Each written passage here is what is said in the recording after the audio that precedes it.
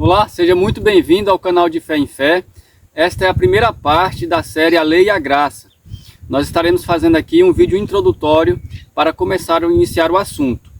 Se você gostar desse vídeo, ao final não esqueça de se inscrever, curta, compartilhe e nos acompanhe em mais esta série. A caráter de introdução, nós vamos conhecer aqui alguns elementos necessários para nós discutirmos o assunto, né? Esse assunto é um assunto extenso e de muita importância para as doutrinas bíblicas, né? As doutrinas cristãs. Vamos iniciar o assunto tratando da composição da lei, né? Nós precisamos conhecer a lei, bem conhecer o que é a lei, né?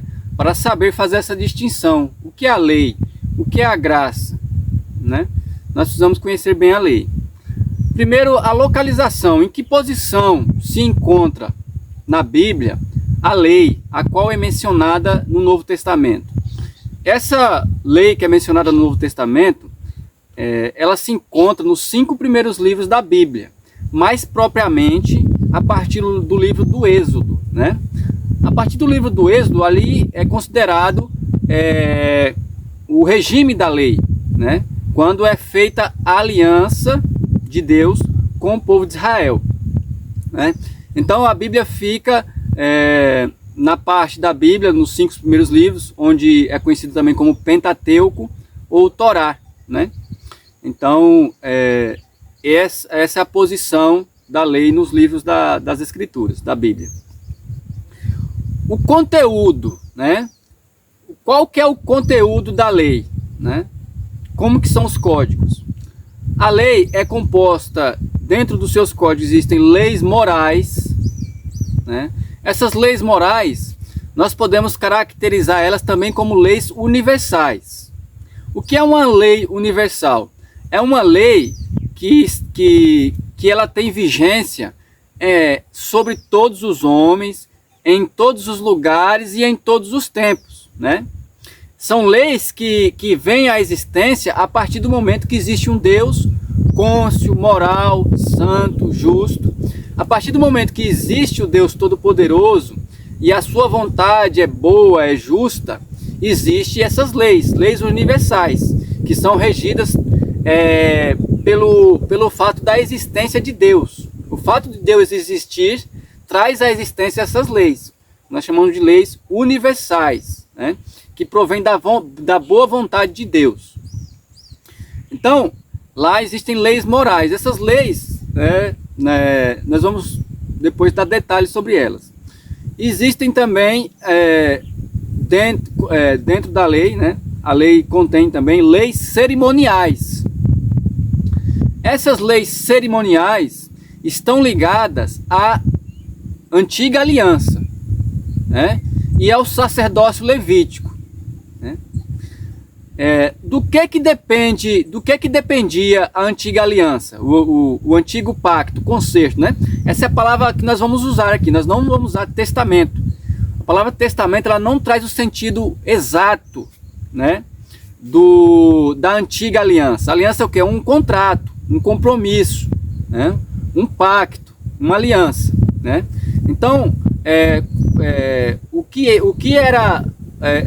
que fazia inferência direta à antiga aliança? O sacerdócio levítico. Então existia um sacerdócio, foi instituído um sacerdócio nessa aliança. As cerimônias sacerdotais, né? Eles estão ligados direto a essa aliança, né? E um povo, né? Com quem que era essa aliança? Essa aliança foi feita com o povo de Israel. Isso precisa ficar bem claro aqui. A antiga aliança não foi feita com os gentios. A antiga aliança foi feita com o povo de Israel, as 12 tribos de Israel, né?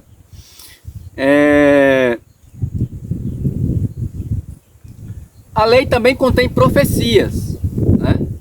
Além de leis morais, haviam também as leis cerimoniais ligadas ao sacerdócio, e havia também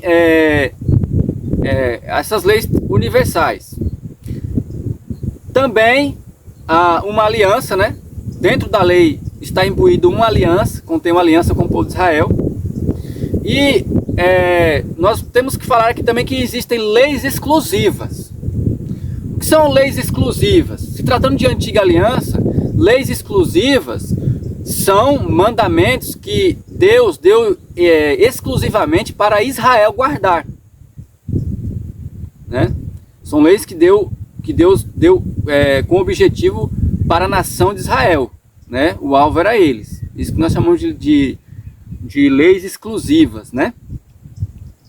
E aí nós vamos falar de um princípio de interpretação que nós vamos ter que usar. Qual princípio é esse? O princípio da universalidade e da exclusividade.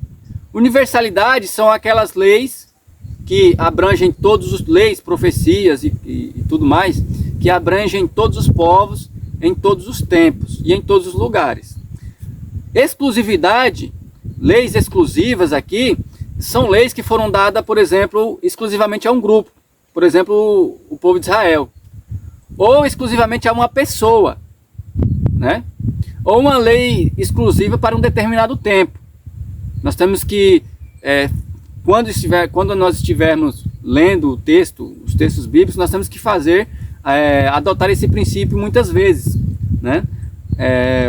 Qual é um dos problemas que nós temos hoje, né? Hoje existe uma mistura da antiga aliança, né, por parte de muitos, com a nova aliança, né? Onde muitos mandamentos que são da antiga aliança está sendo ensinado para serem guardados na nova aliança, no Novo Testamento.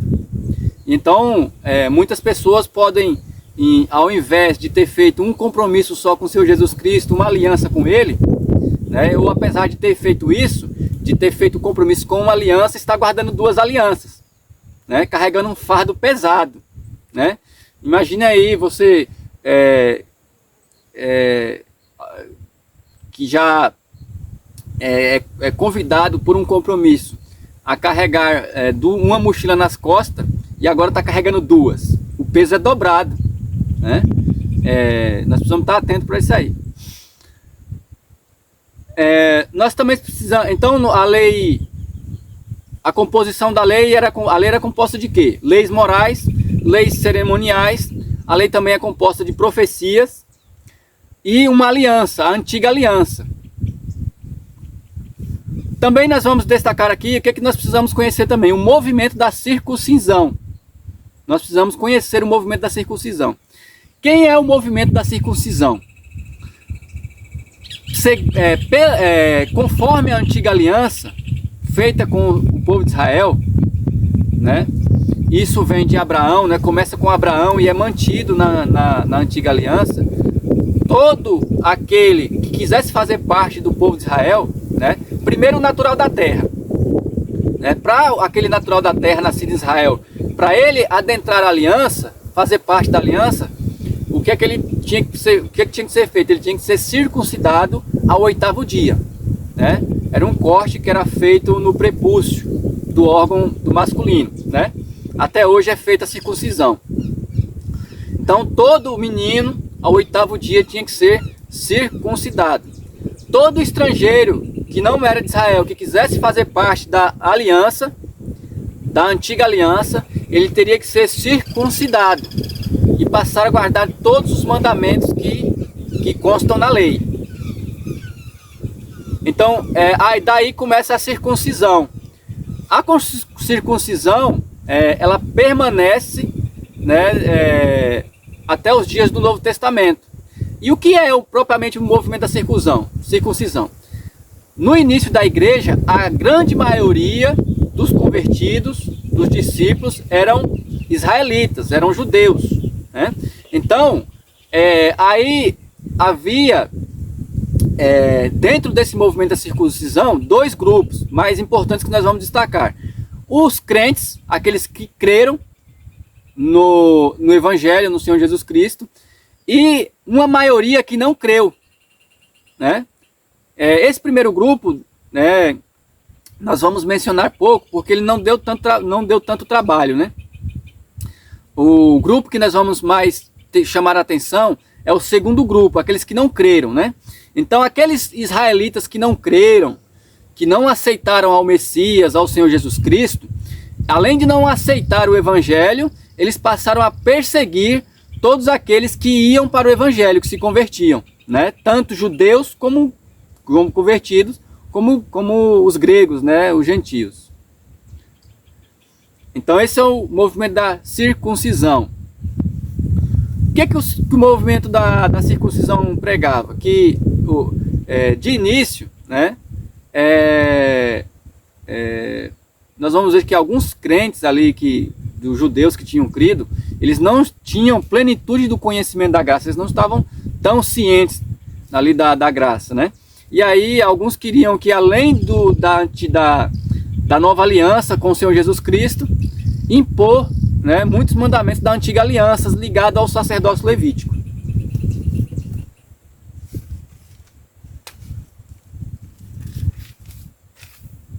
Agora nós vamos falar um pouco do conteúdo da lei, né? Se tratando da lei moral. A lei moral, ela expressa o quê? Ela expressa a justiça, a santidade, a honra, a pureza, né? Está ligada diretamente à conduta moral, né? Essas são os códigos morais, né? O que é que nós precisamos entender? No Novo Testamento, né, nos dias do Novo Testamento, quando o Novo Testamento foi escrito, os escribas daquela época não faziam essa diferença, né? Não faziam essas divisões da lei a qual nós fazemos hoje, né? Por não haver necessidade, né? Porque o povo ali era totalmente cônscio, né? Conhecia muito a lei, então eles sabiam propriamente do que estava sendo tratado, né? E aí, assim, muito por conta disso e outros motivos, eles não faziam essa diferenciação, né? Então, nós temos que fazer essa divisão para quê? Para não achar que tem contradição nas Escrituras. Por exemplo, no Mateus capítulo 5, o Senhor Jesus diz que não veio para abolir a lei, né? Mas Paulo, escrevendo, se não me engano, a igreja de Corinto, segunda carta, ele disse que o Novo Testamento foi abolido. Então, ora, Paulo falou alguma coisa e Cristo falou outra? Não, né? Então, quando o Senhor Jesus Cristo fala que não aboliu a lei, o quê? Os mandamentos morais, as leis universais que estão, que estão regendo os povos e nações em todos os tempos, em todos os lugares, alcançando a todos os homens, a lei moral, né? E quando Paulo fala que o Antigo Testamento foi abolido, ele está falando que da antiga aliança baseada no sacerdócio levítico. Então tudo aquilo que foi que estava na antiga aliança, que estava ligado ao sacerdócio levítico e às leis cerimoniais, ao templo, isso aí foi abolido.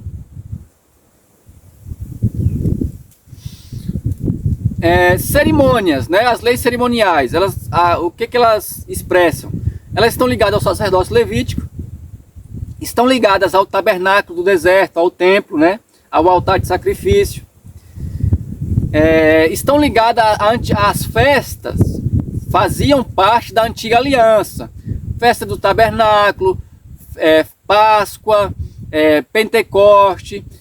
Então, essas cerimônias, essas festas estavam ligadas ao sacerdócio levítico, que é a antiga aliança, que foi por Cristo abolida. As profecias, né? As profecias nós temos de duas formas, né? Nós temos profecias verbais, né? Onde Deus fala abertamente com os profetas, e os profetas falam ao povo, e alegorias, né? São textos proféticos que são figuras e alegorias para o tempo presente. E as profecias também contêm promessas, né? Nós vamos ver muitas promessas ali dentro da lei.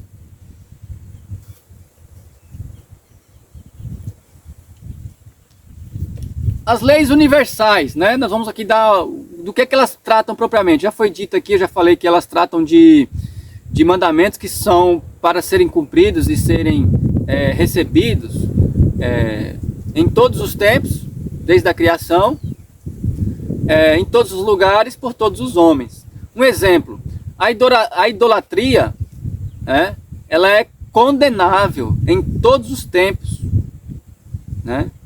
A partir do momento que nós sabemos que existe só um Deus, né? Nós não podemos fazer deuses de ouro, de prata, de madeira, qualquer coisa que qualquer objeto da criação, né, que seja motivo de atrair a adoração humana, ela é condenável, né? Então, a idolatria é uma das leis universais, né, que é condenada em todos os tempos, em todos os lugares, e deve ser recusada por todos os homens. A idolatria. O sangue, comer sangue, um exemplo de lei universal. Deus instrui Noé acerca disso. Na lei, esse mandamento é relembrado, e também no Novo Testamento esse mandamento é relembrado. Não comer sangue. A prostituição também, né? É uma lei universal. Lembrando que prostituição, segundo as Escrituras, não é tão somente a comercialização do corpo, né? Mas trata mais propriamente de relações íntimas de um jovem ou de uma moça solteira, né? Os textos bíblicos, quando vão tratar de prostituição, vão tratar mais propriamente disso, né? De pessoas que não guardaram a sua pureza até o casamento. Então nós temos aqui esses 3 exemplos que foram mencionados lá em Atos dos Apóstolos, se não me engano, capítulo 15. A idolatria, comer sangue e prostituição são condenáveis em todos os lugares, para todos os homens e em todos os tempos, em qualquer aliança. São leis universais. Né?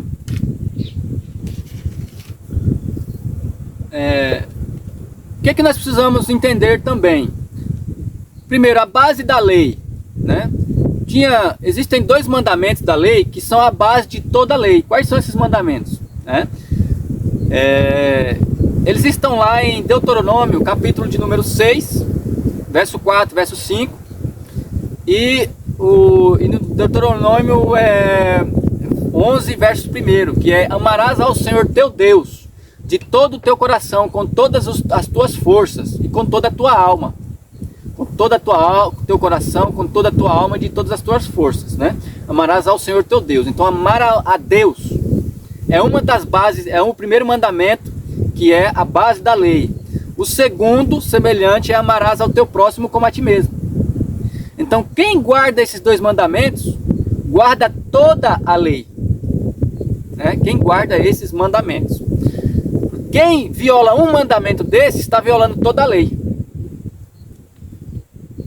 Essa é a base da lei. Agora, como se dava, né, o relacionamento com Deus antes da lei? Né? Como que eram os mandamentos? Como que era administrado o comportamento do homem, o relacionamento do homem com Deus antes da lei? Né? Existiam 2 formas, né, de relacionamento entre Deus e o homem antes da lei. A primeira forma é o que? Verbal, né? Vamos ver que Deus recebe a ordem Adão recebe a ordem de não comer o fruto diretamente do próprio Deus. Deus falou a Adão: não comerás do fruto, né? Mandamento. E a outra forma era o que? A consciência, né? A consciência. Nós vamos lembrar o seguinte. Primeiro, você que talvez dispensacionalista, né? O dispensacionalismo, ele trata do período da inocência. Não houve esse período. Nós vamos ver que quando Adão come o fruto, ele come depois que recebe o mandamento, consciente. Quando Adão e Eva comem o fruto, eles não comem o fruto só da ciência do mal. Eles recebem o fruto, o fruto, ele é chamado de fruto do conhecimento do bem e do mal. Então, o homem era julgado ali, tanto pelos mandamentos verbais, que Deus tratava direto com o homem, tanto também pela sua consciência, por ele ser um ser cônscio, né? Inteligível, ciente do que é o bem e ciente do que é o mal. Nós temos que entender isso é bem, é de muita necessidade nós compreendermos, para quando nós formos ler os primeiros 4 capítulos da carta que o apóstolo Paulo escreve aos Romanos, ele trata disso. Se nós entendermos esse assunto dessa forma aqui, nós vamos entender bem o que o apóstolo quis dizer ali naqueles primeiros 4 capítulos, né? Onde Paulo trata desse assunto e de como Deus vai julgar o homem, né? De como Deus vai julgar o homem. Os que viveram sem lei, os que viveram sob a lei e os que viveram no período da graça, do Evangelho.